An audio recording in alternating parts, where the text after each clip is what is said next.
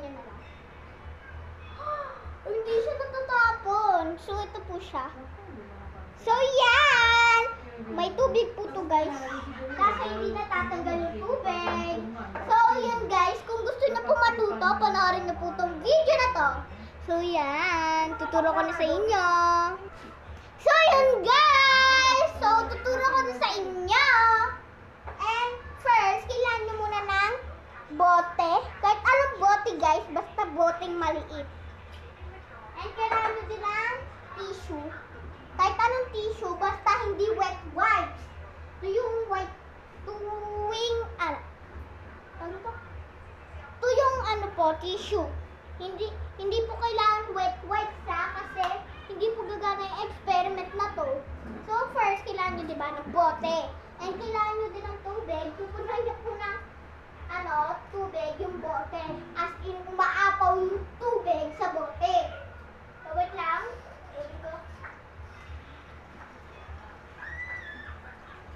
Ito na po. Napuno na. So, yan.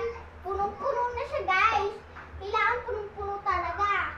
And kailangan nyo na last but not least is tissue na tuyo. So, yun na. Talagay nyo siya dito sa taas ng bote. And, ayan.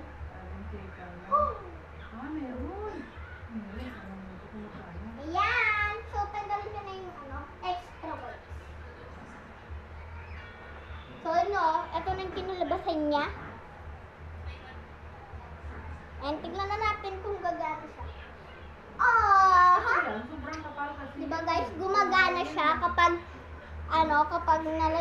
nalagyan siya ng wipes. Pero pag di nyo siya nalagyan ng tissue, hindi gagana to. Matatapon ng tubig! So, gawin ulit natin. Pero pag binutas nyo to, nabutas na yung tissue, lulubog na yung tubig. Kasi tingnan nyo guys. Ganyan.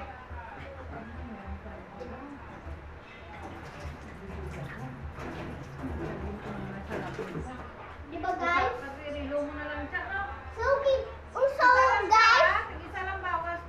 So guys, sorry po kasi maingay po kasi. So yun guys, so ulitin ulit natin yung ginawa natin. So, last na to.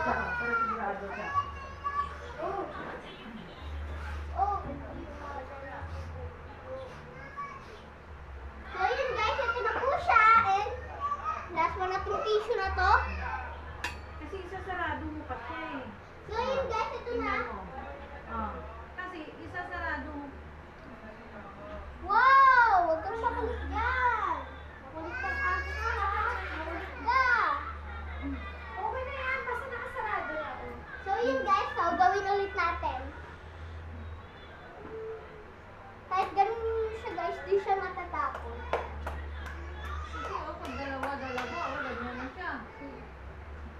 Diba guys? So, comment nyo guys kung nagawa nyo tong video na to.